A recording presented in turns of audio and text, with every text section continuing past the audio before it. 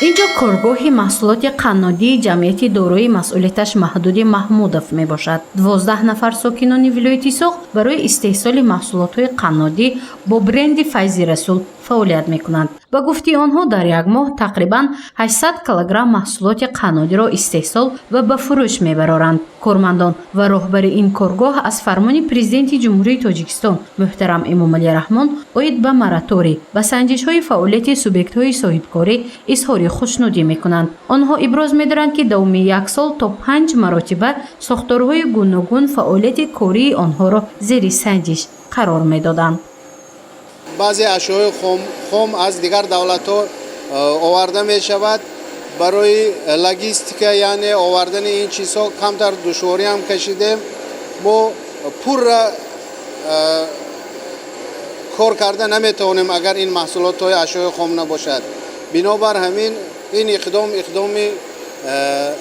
بهترین بوده با ما یاردم می شود.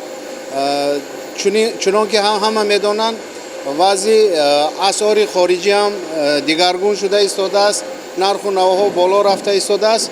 ما حرکت میکنیم که نرخ و نوا رو بالا نبرداریم. غلامجان محمودов راهبر جمعیت دارای مسئولیتش محدود محمودов میگوید که فرمان پرزیدنت جمهوری تاجیکستان بهر به تنظیم درآوردن روند اقتصادیات کمک خود را میرساند، زیرا قسم محصولات خام از کشورهای خارجی به وطن وارد میشد که نرخ آن امروز تغییر یابنده بوده تا رفت بالا میرود. ما رو در یک سال تقریبا 4-5 مرتبه مقامات ها تفتیش میکنند. ما که کارخانه نامدار، کارخانه‌ای که ما همه میشناسند در تمام جمهوری، با همه مقامات ما همکاری میکنیم، با گفته‌های آنها اطاعت میکنیم، سری وقت کاربری میکنیم ما با آنها. ما از این مراتوری خرسند هستیم، خوشحال هستیم و کارگران رو ما با جای کار تامین مینماییم.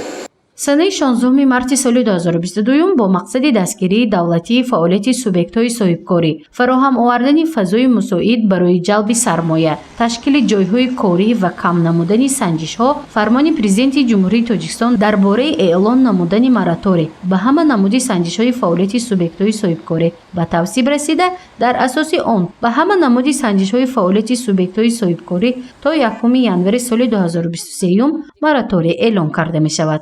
از به امضا رسیدن این فرمان ساکنان ولایت سوغد اظهار خوشنودی میکنند. هر یک قرار قانونی از طرف جمهوری برآمدگی و ما مدد میتید، امکان میتید که راه رشته کارام نقض بریم، جامعه به خدمت کنیم، جامعه سلامت و سالم بودنش حتی حرکت میکنیم، کوشش میکنیم. هر یک کارخانه و یگان کس آمده و تفتیش میکرده شود، همون سردار کارخانه و دیگرها عذاب میکشن و مصیبت میبینن. نبوده که اوی خیالشان میبینن کار نقض نمیشده. پرزیدنت تکلیفشان جدا معقول، ما شخصا دستگیری میکنیم. جناب والی پیشنهاد خوب کردن برای مراتوری. خیلی این البته از طرف دولت غمخوری دستگیری برای صاحبکاران. کارشناسان ابراز می‌دارند که در اساس فرمان پرزیدنت جمهوری تاجیکستان، قانون جمهوری تاجیکستان درباره مراتوری و سنجش‌های فعالیت سوبیکت‌های صاحبکاری قبول کرده می‌شود که آن مناسبت‌های وابسته به مراتوری اعلان شده را تنظیم می‌کند. همچنین قانون مذکور اساسهای حقوقی تطبیق مراتوری به سنجش‌های فعالیت سوبیکت‌های صاحبکاری را معین نموده، ترتیب تطبیق مراتوری را مقرر و حقوق و منفعت‌های قانونی سوبیکت‌های صاحبکاری را حفظ می‌نماید. برای چین قبول شده است.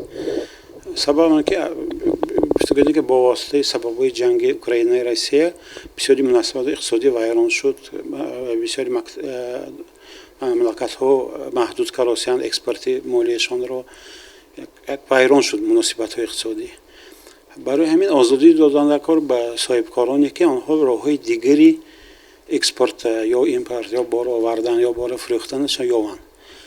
در این وقتی که تفتیش میکنید، تفتیش‌های بسیار میآید، همین چیز دشوار و صاحبکار یک چند ماه این کار که مشغول نمیشد، حالا که خلق رو با مالیات تامین کردن در کار даромад овардан дар кор ҷои корӣ. Агар мо тафтишҳоеро нигоҳ дорем бисёр шавад, баъзе корхонаҳо қатъ мекунанд корашонро, барои ин ки муносибатҳои иқтисодишон вайрон шуд. Вай давлатҳо баъзеҳо аз Украина бор меоварданд, баъзеҳо ба Украина мефурӯхтанд. Русия маҳдуд кард, Қазоқистон маҳдуд кард бисёри молҳои худро.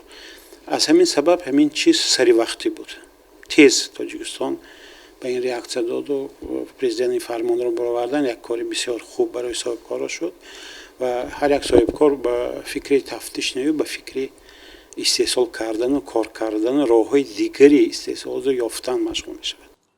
طبق مقررات قانون در دوره تطبیق مراتوری به سنجش‌های عملی مقررات قانونگذاری جمهوری تاجیکستان وابسته به سنجش‌های فعالیت سوبیکت‌های صاحبکاری باز داشته می‌شود. قهرمانی گزارش ما صاحبکار و راهبر کارگاه جمعیت دارای مسئولیتش محدود محمودов غلامجان محمودов نیز از به توصیب رسیدن فرمان پرزیدنت جمهوری تاجیکستان اظهار خوشنودی کرده ابراز می‌دارد که صاحبکاران در این دوره می‌توانند دایره فعالیت خود را وسیع کرده جایهای نو کاری را تأسیس دهند تا ساکنان با جای کاری دائمی تامین شوند.